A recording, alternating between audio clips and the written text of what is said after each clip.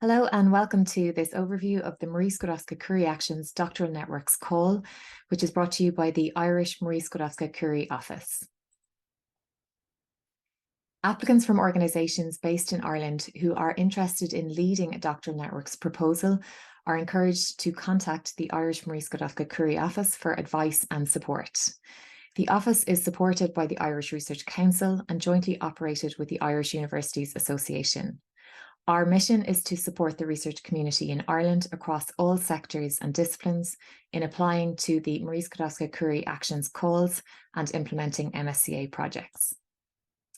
Before proceeding, please note that the information in this presentation doesn't supersede the content of the Horizon Europe Marie Skłodowska-Curie Actions work programme for 2023 and 2024, or indeed the supporting proposal templates and guides for applicants.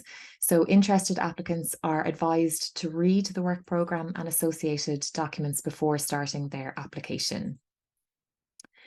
MSCA doctoral networks are international consortia of organisations from across sectors and disciplines which design and implement state-of-the-art doctoral training programmes. These networks aim to train creative, entrepreneurial and innovative doctoral candidates who will be able to face current and future challenges and able to convert knowledge and ideas into products and services for economic and social benefit. The networks are designed to provide world-class training and support skills and career development through excellent doctoral research projects. The networks aim to advance the state-of-the-art by responding to well-identified needs in the respective research and innovation areas. And an attractive feature of the MSCA is the bottom-up approach, meaning all disciplines are eligible and all applicants themselves can freely choose their research topic. Other aims include exposing researchers to both academic and non-academic sectors and providing training in research and transferable skills relevant for innovation, enhancing career prospects and long-term employability. And this is achieved through intersectoral secondments, career development plans, appropriate supervision, international mobility, among others. And it's important to note that all recruited candidates must be enrolled in a doctoral programme. Participating in a doctoral network has many benefits for organisations and supervisors. And these include the recruitment and hosting of EU-funded world-class researchers, strengthened research and innovation capacity in targeted areas, development and strengthening of strategic international and intersectoral partnerships, improved quality, relevance and sustainability of doctoral training programmes, enhanced global visibility and attractiveness for the supervisors, the research team and the organisations involved, and access to state-of-the-art technologies and infrastructure which may not already be available in-house. A doctoral networks consortium typically consists of organisations from both the academic and non-academic sectors. And types of organisations can include higher education institutions, research organisations, businesses including SMEs, civil society organisations, and other socioeconomic actors. You are advised to pay particular attention to the fact that in order to be competitive in the doctoral networks call, meaningful participation of the non-academic sector is really important in the proposal and the training programme. There are different ways in which an organisation can participate in a doctoral network, and depending on your capacity to engage and indeed how much time you can commit to the network, an organisation can become either an associated partner, a beneficiary, or a coordinator leading the network. Associated partners participate in the network without directly recruiting any researchers, but they participate through the provision of training, hosting researchers on secondment, or co-supervising a doctoral student. Beneficiaries then receive funding from the EU budget to directly recruit, host, supervise and train one or more researcher. And the coordinator then is the lead beneficiary, coordinating proposal preparation and indeed responsible for the successful implementation of the network. The coordinator will also recruit one or more beneficiaries in the training programme.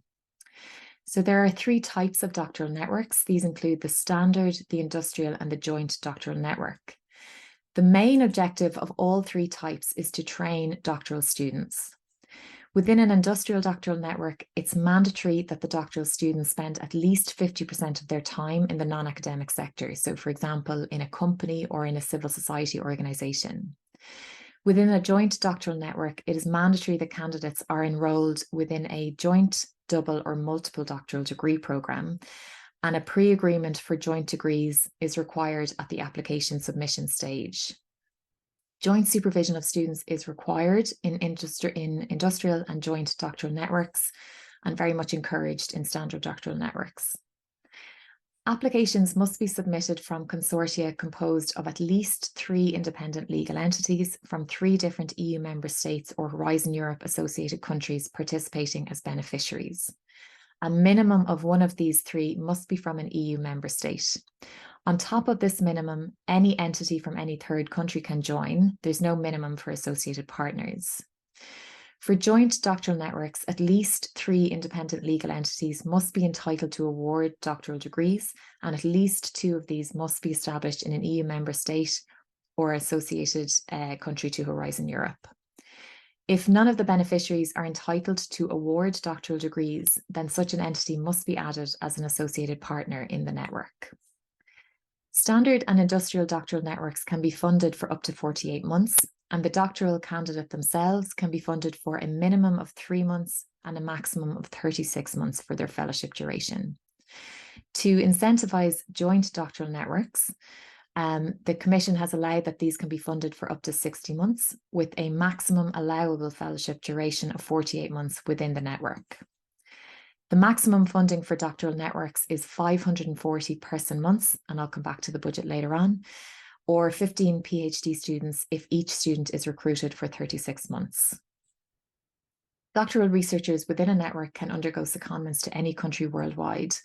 For a standard doctoral network, the cumulative duration of the secondments should not exceed 1/3 of the total fellowship duration. This limitation does not apply in the case of industrial doctorates and joint doctorates.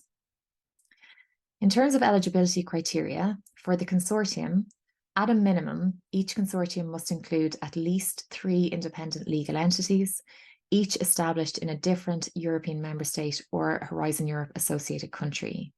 In addition, there must be a minimum of 1 beneficiary organisation from a member state. All beneficiaries must recruit at least 1 doctoral candidate. They are required to host and supervise recruited researchers at their premises, or indeed to use associated partners linked to them to do so. And no more than 40% of the EU contribution may be allocated to beneficiaries in the same country or to a single international organisation. On the researcher side, so eligible researchers must be doctoral candidates. That's meaning that they must not already be in possession of a doctoral degree at the date of recruitment to the network.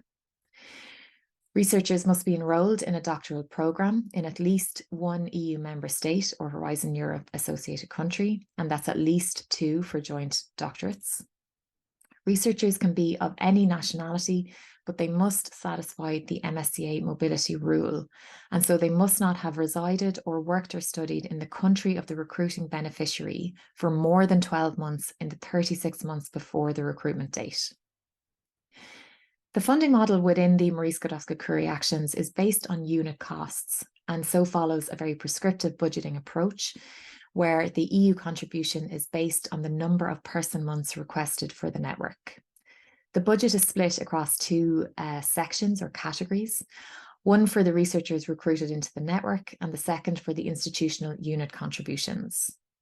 All doctoral candidates become employees of their host institution and receive a salary made up of at least the living and mobility allowances. A family allowance is available depending on the researcher's circumstances and can be claimed at any stage during the project. Long-term leave allowance, meaning greater than 30 days, is for personnel costs incurred by the beneficiary in the case of researchers' long-term leave for things like maternity, paternity, parental, sick, or special leave during the project lifetime. Researcher allowances are gross amounts, and they are subject to employer and employee statutory deductions. A country coefficient also applies to the living allowance. So, for example, for researchers recruited to Ireland, this is 119.5%. The budget also includes research, training and networking contributions and a contribution for management and indirect costs. A Doctoral Networks proposal will be evaluated by experts on the basis of the award criteria excellence, impact, and implementation. Under excellence, reviewers evaluate the quality and pertinence of the research and innovation objectives, the methodology, including the gender and diversity dimension in the research and open science, the quality of the training programme, and also the quality of the supervision. The proposal is reviewed for the potential impact on structuring doctoral training and strengthening European innovation capacity. It's also reviewed for the impact on career perspectives and employability, for the impact from the proposed dissemination, exploitation, and communication activities, and for the network's potential to deliver scientific, economic, and societal impact. Finally, the quality and efficiency of the implementation plan is evaluated through the work plan, through assessing the risks and effort assigned to the work packages, the quality and capacity of the participants, and whether the consortium as a whole is the right group to deliver on the network's objectives.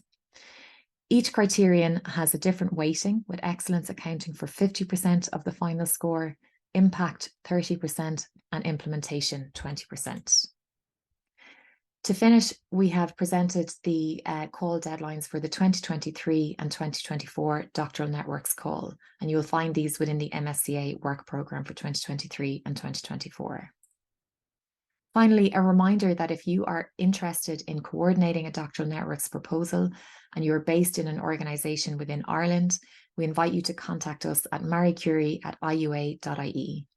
We thank you for listening and the very best of luck with your preparations.